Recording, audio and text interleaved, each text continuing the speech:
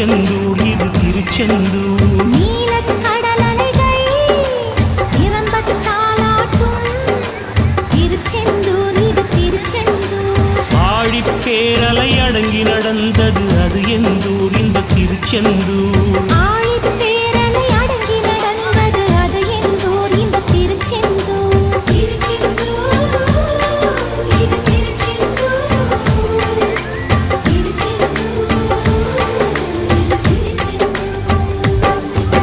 நீலக்கடல் அலைகள் நிரம்பத் தாலாட்டும் திருச்செந்தூர் இது திருச்செந்தூர்.